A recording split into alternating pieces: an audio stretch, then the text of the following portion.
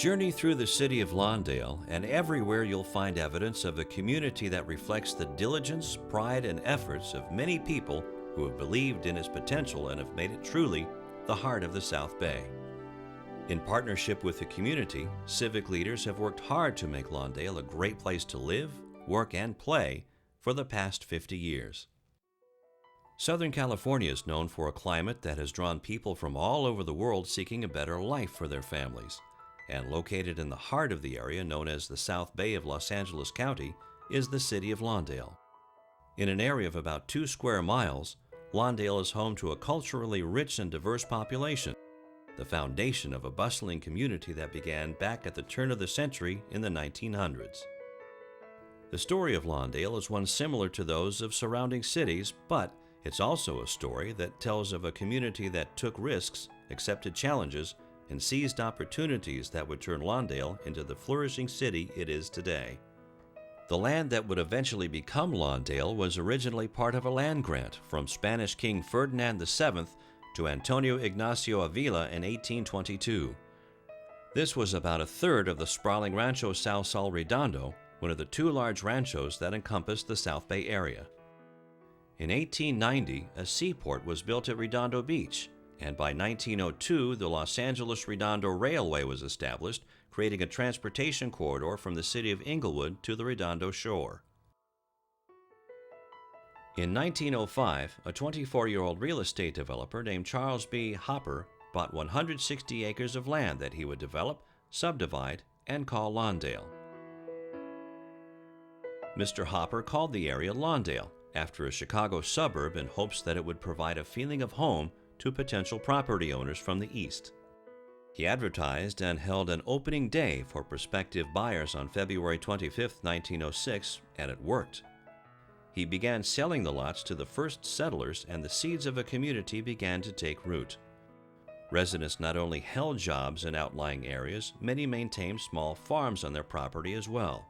And a lot of times the wife or the children would run the small farm, and the husbands would help, like in the evening and on weekends and stuff like that. So it was a combination of both the agriculture and people having jobs. The people were great. Everybody tried to grow enough vegetables and fruit that they could give to their neighbors, and we did a lot of that. We had good neighbors, but it wasn't real dense and close. We had neighbors far apart, but there was a lot of open land, and it was really wonderful. It was a funny little town. It was almost like living out in a field somewhere. In October 1906, after hearing that local residents were planning to build a church, Mr. Hopper donated $100 to help fund the building of a church, provided that it could be used as a school. That church, the Lawndale Congregational Church, was built on the northeast corner of what is now 147th Street and Mansell Avenue. The site for where the new Lucille J. Smith School is occupies where the church existed on. Years later, the Lawndale Central School, a brick building, was built on the same site adjacent to it, so they're still serving their purpose. No great work comes without trial and error, and Lawndale has seen its share. Residents of the community pulled together to persevere through the tough economic challenges of the Great Depression. People were hurting. It was Depression time. And a lot of people were just didn't have any money, no jobs and so on, but a lot of them were raising livestock and so had small little farms. They'd invite you over for dinner, whatever they had they would share, because everybody had a little garden in the backyard. And during the Depression, if you grew corn and I grew beans, we would trade. So we'd have something to eat for dinner. Well, the people were very steady people. They cared about each other. They took care of each other. Neighbors were good. You could go and not go away, not lock your door, not worry that anybody was going to get in your house. It was going to be okay. If you had a problem, somebody would help you. It was just a caring community. When the United States entered World War II in 1941, men and women of Lawndale went off to serve in the military, and those that stayed home worked in support of the war effort. During the Second World War, the train used to come by there 2 and 3 times a day, because what would happen is they'd be bringing war materials in their tanks and armored vehicles, and they would have passenger cars there, and they'd have the troops on those trains. And I remember during the war we had victory gardens, and we collected newspapers and everything for the war effort and things like that. But they used to have big parties at the Civic Center for the servicemen on weekends, you know, like they have dances and dinners. When World War II ended in 1945, many returning servicemen chose Southern California to settle down and raise their families. This resulted in unprecedented growth and expansion of the Los Angeles area. After the war, people were working at Northrop and North American a lot. All the workers were coming here, having families, having more kids. More schools were needed. Anderson, Greene, and then Rogers. Even outside the boundaries of Lawndale, where Mark Twain and Roosevelt existed, or Kit Carson, but it's all part of the same school district. But it all was needed just because more and more people were having kids and living here. Lusinger was built and started in '29. It was completed in 1930. They started with 2 classes in 1930, and then in 1932 the Olympics came to Los Angeles, and athletes came and used Lusinger's campus or fields to train, and so that's where they became entitled to use the rings, Olympic rings. And today, Lusinger is, that we know of, is the only school that is allowed to use the Olympic rings, and approved by the Olympic Committee in 1932 and again in 1984. Mr. Lusinger himself was on the school board for like 25 years, and as the population grew, students needed school, so that's why Lusinger was built. And eventually Hawthorne High was built. And then last Lawndale High was built. At those days, the teachers had complete control over the students from the time they left their house in the morning until they got back to their house at night. Because when I went to school, in grammar school and high school, the teachers, the men wore suits and ties, the ladies wore nice dresses. They were the primary person in your life when you were there. May not have liked them, but at least you respected them. We had 40 kids in a classroom, and it was no big deal. The times were different then. I rode my horse to school and parked him outside the window, and of course we didn't have air conditioning, so the windows had to stay open, and sometimes that was the exit to go home that evening. Jump on the horse and go home. As Lawndale continued to grow and residents came to rely more on county services for needed infrastructure, Lawndale began to feel more like a city than a town. In 1939, February, the Lawndale Civic Association was created with Mr. Meyer as its first president. It was really a great organization. My dad was president from 43 to 44, and he was a member in other years. But it was a good organization. It couldn't pass any laws. It couldn't tax you. All it could do was write really nasty letters to the county supervisors. And I kind of think of that more or less as the precursor to the chamber, as far as doing the same sort of function and looking after the community good. This Lawndale Businessmen's Group eventually incorporated and became the Lawndale Chamber of Commerce on March 3, 1948. As Lawndale's population grew, more housing was needed. Residents began developing their lots by adding more housing units. Everybody had huge backyards, and then over the years I began to see people building houses behind, 2, 3 houses behind their original lot. Lawndale was affected by World War II, and I say that because these soldiers and military people were getting out of the military, and Lawndale was actually the only area around here that was really not developed yet. And they built this community on county standards that wasn't a planned community. So, these developers would come in here and they develop 1 block at a time. And they'd build 6 or 8 houses in a block. And then you go over to the next block, a couple years later, another developer come in and they build a different type of thing. The streets were designed for single-family homes back then. Narrow streets, 1 on a property. It's just the way this community was laid out. Civic leaders worked to address many local issues in Lawndale through their representatives in Los Angeles County. One of the biggest problems that Lawndale faced was the flooding that accompanied the rainy season.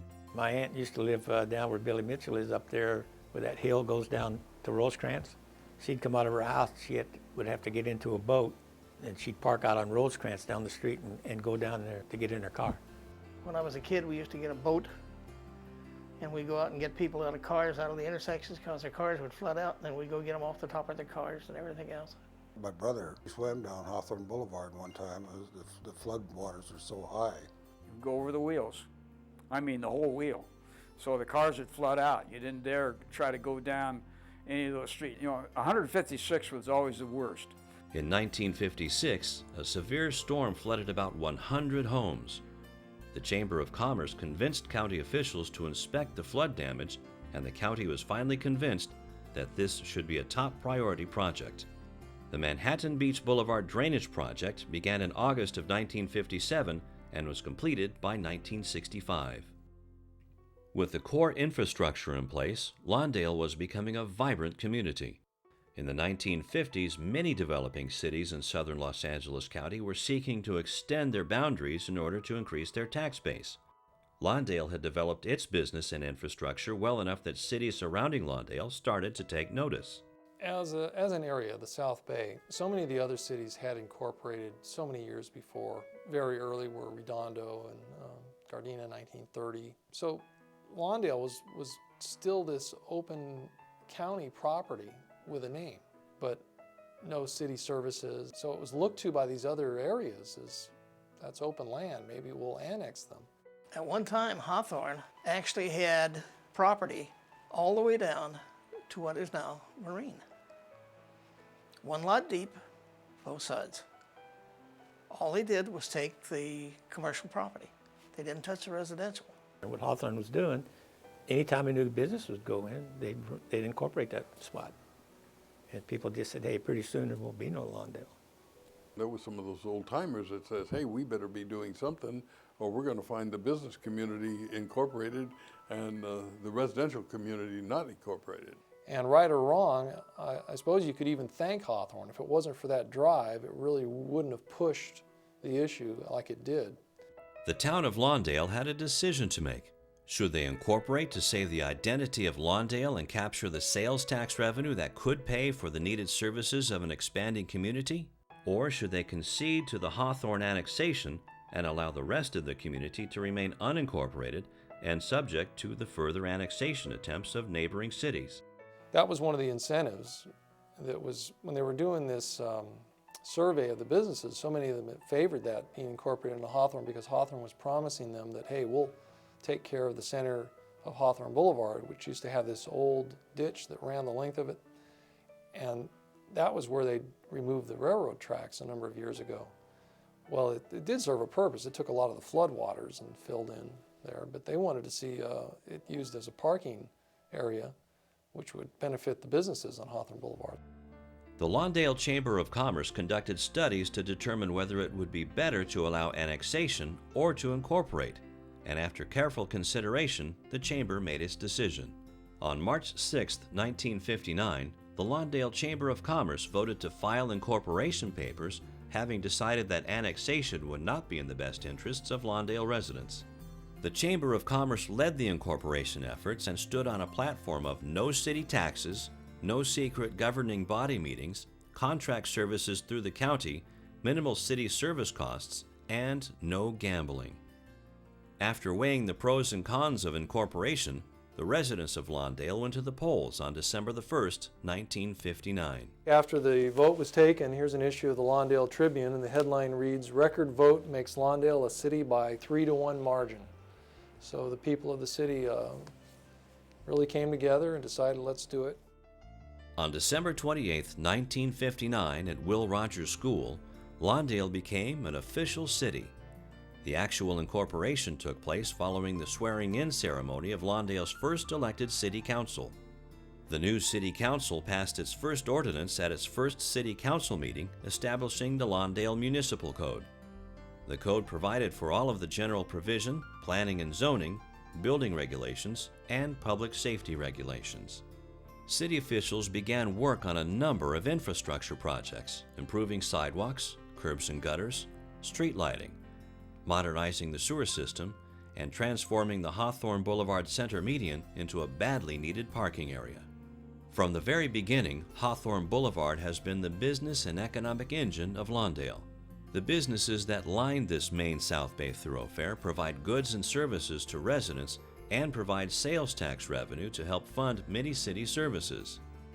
Most people passing through the city know this stretch of Hawthorne Boulevard as the face of Lawndale, so the care and maintenance of Hawthorne Boulevard has always been a priority.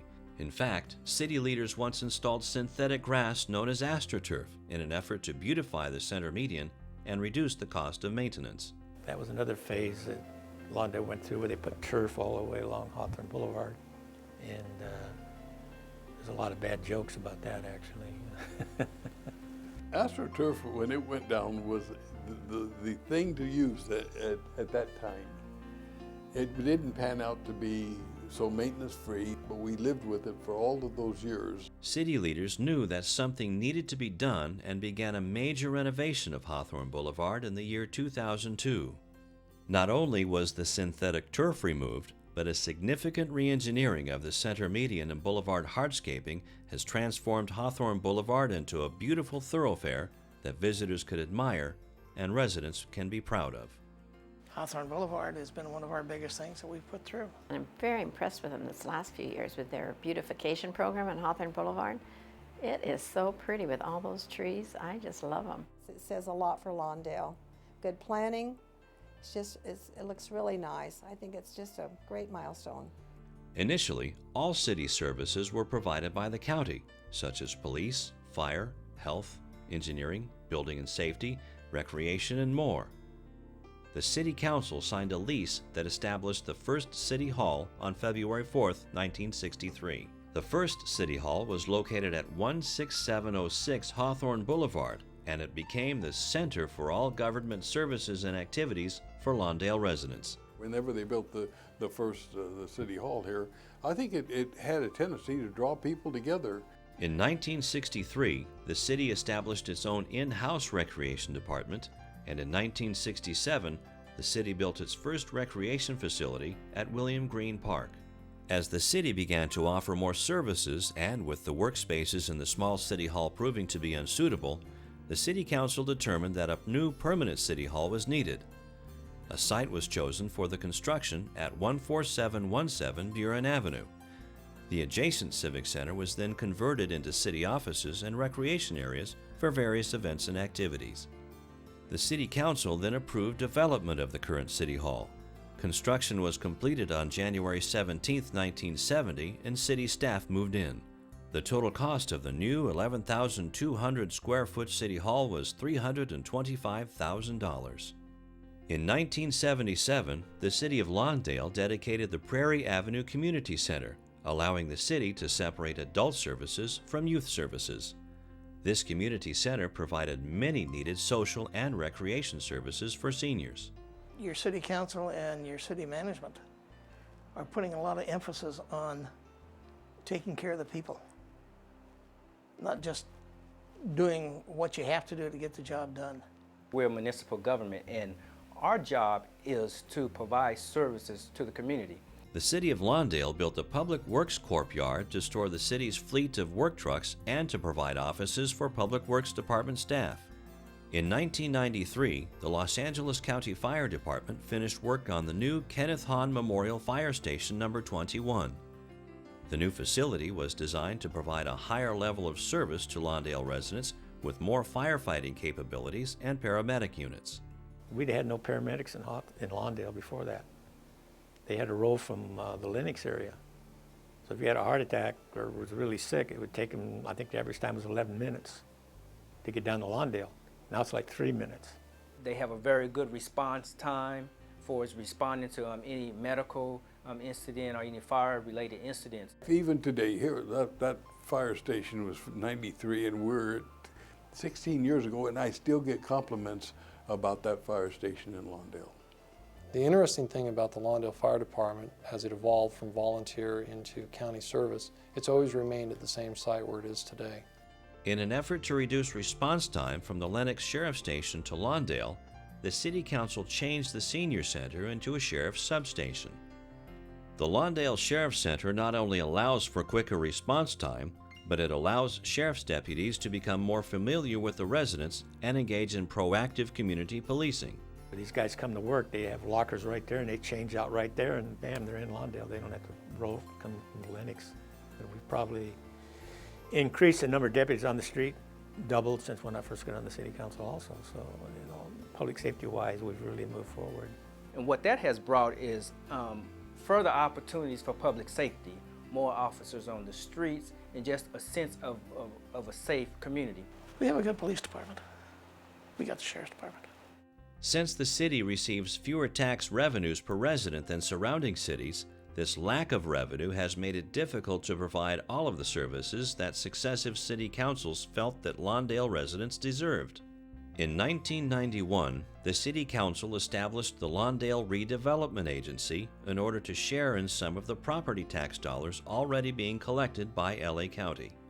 As a result, the Lawndale Redevelopment Agency has been able to use millions of dollars in additional property tax revenues to replace dilapidated streets and sidewalks, provide additional shopping opportunities, rehabilitate stores and homes, install public art, and improve our parks without any increase in the taxes paid by Lawndale residents.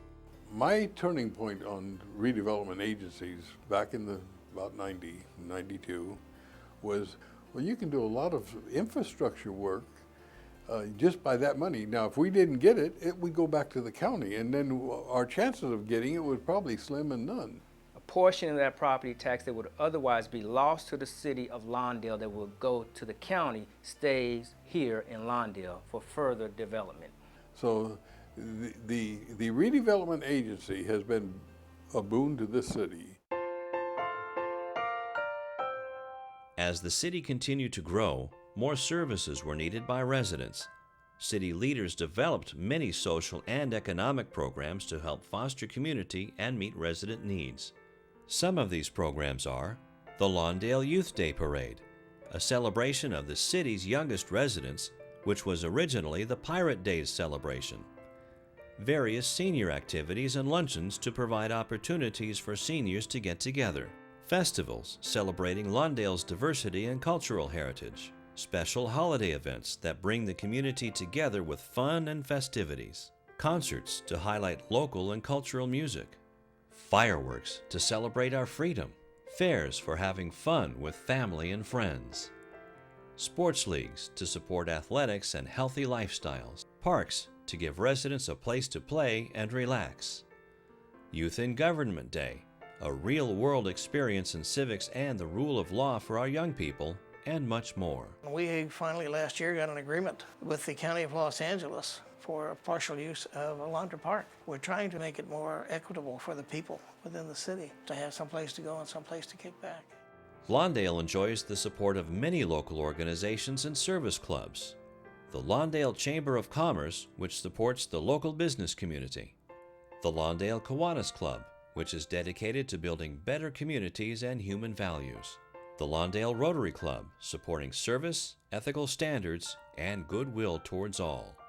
The South Bay Lions Club, whose mission is to promote community service and global humanitarian efforts. The Angel Tree and Christmas Basket Program, providing holiday goods and food to the needy. And the South Bay 25 Club, which sponsors the Santa's Sleigh to help make the Christmas holidays happy for everyone. More opportunities came the City of Lawndale's way when the state of California made funding for new libraries available to cities that could demonstrate a significant need for new facilities. I did a lot of dreaming on the library when I worked on it. I can remember back just trying to get an old library improved, painted, windows lightened up a little bit, and couldn't get help. It was just a little over a decade ago that the county was actually looking to close the Lawndale branch of the county library. In 2009, the City of Lawndale celebrated the opening of the new Lawndale County Library. The beautiful new state-of-the-art library features thousands of new books, DVDs, technological facilities, and meeting rooms. The library also pays homage to Lawndale's past with its beautiful art glass. In year 2000, they passed the bond issue of $300 million for libraries. Well, I still didn't have a whole lot of hopes of getting any money for that, but I didn't quit trying.